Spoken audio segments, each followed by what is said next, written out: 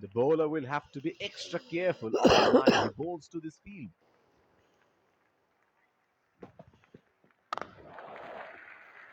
Nudges it for a single.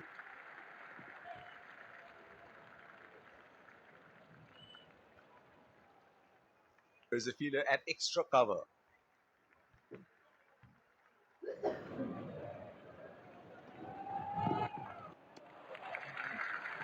Batsman knows exactly where his stumps are. Well left.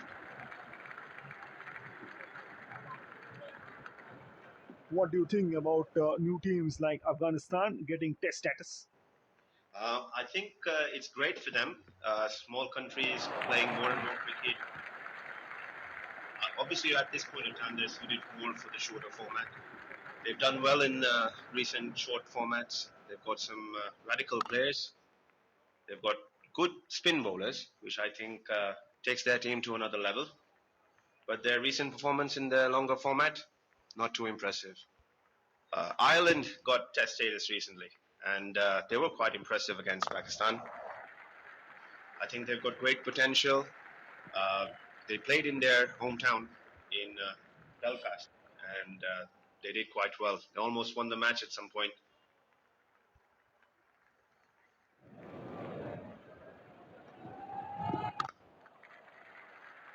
That was a quick single. Nice running between the wickets.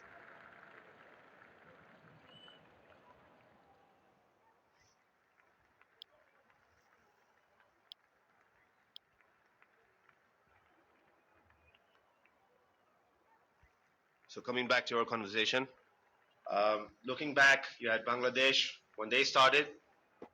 They were on the same levels. Today, they're forced to contend with. I think it's really good for the sport that more and more countries,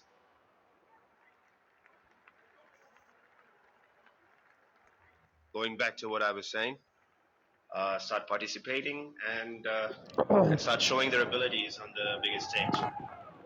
But do you think that they should be playing the stronger teams like India and Australia rather than weaker teams like West Indies and Zimbabwe? It's interesting that you say West Indies being a smaller country because if you look at a couple of generations ago, West Indies was a strength, was a power, with a team everybody feared, with their big, tall, fast bowlers and their calypso style batting. But I guess this is how cricket evolves over a period of time. You see teams that have been the most powerful and elite today struggling for dominance. And with regard to your question about whether they should start with teams who are right on the top of their cricket, I think that's the whole point of Test cricket, and I think it'll only show these smaller teams coming in how cricket is meant to be played. Slips in place.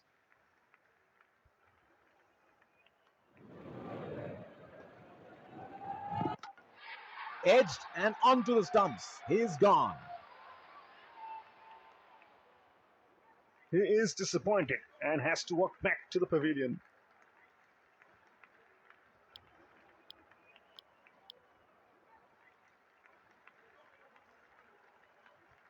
And as I was saying, at the highest level, and it's something they wouldn't normally see at their domestic circuits. Left that on the left. The bowler will have to be extra careful of the line he bowls to this field.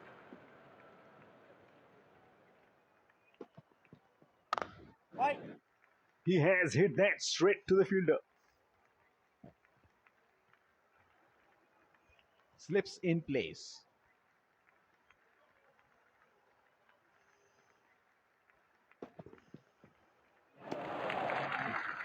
Good ball and a good lead. The bowler is bowling from his favorite end.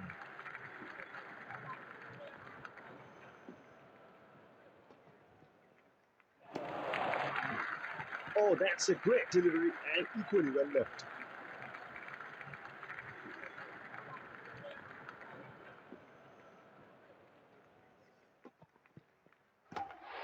Inside edge and bowled.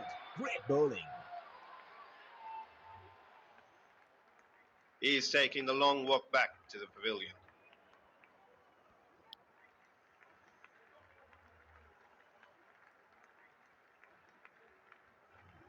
Great defensive techniques shown by the batsman.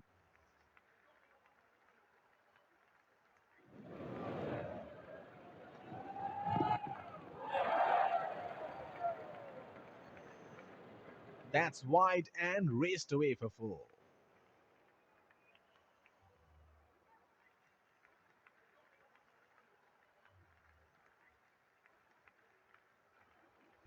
Batsman getting ready to face his first ball.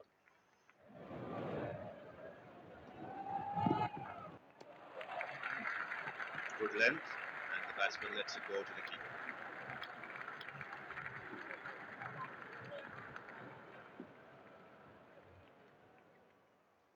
Batsman getting ready to face his first ball.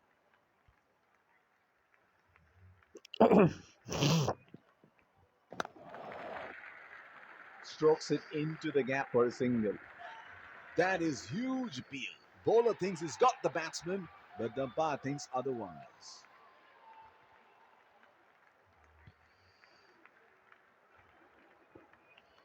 Slips in place.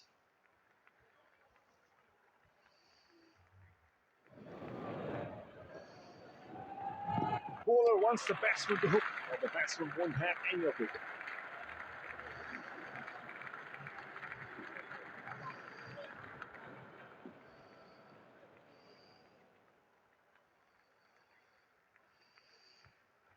The bowler is bowling from his favorite end.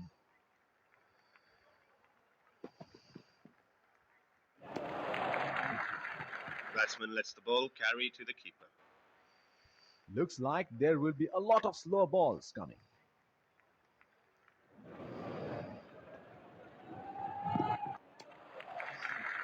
Good lines, tempting the batsman to play at it, but the batsman is going to leave that one alone.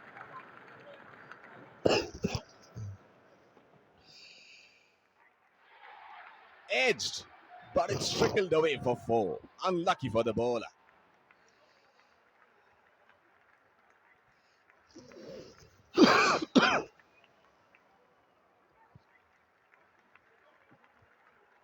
He seems to have carried his form from the last match.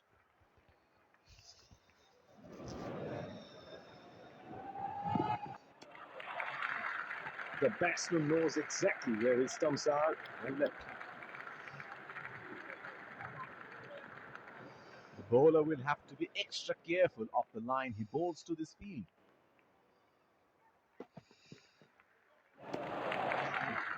That's a good leave. He has left that on a length.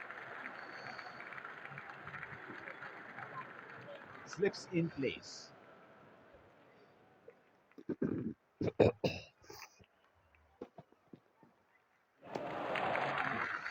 Outside off stump, and he's left it.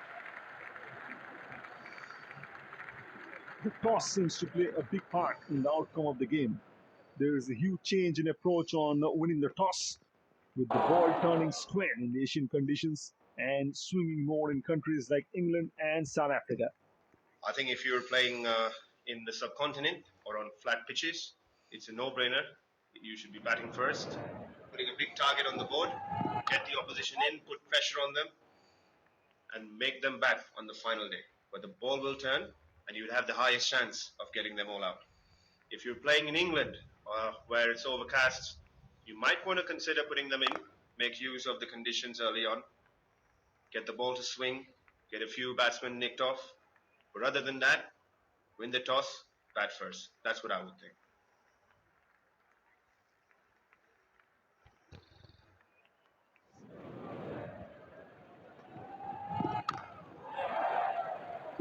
Tapped back to the bowler. Pacer introduced from the other end.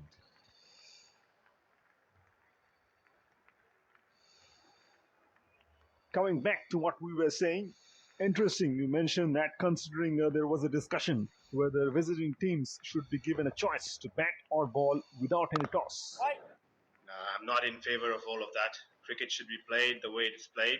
Teams that are playing at the highest level should be accomplished enough to be put in either to bat, to bowl, to face the music, regardless of where they're playing.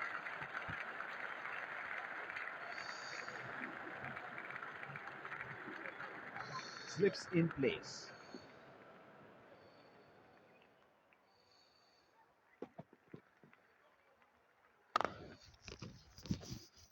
tapped back to the bowler. The bowler is bowling from his favorite end.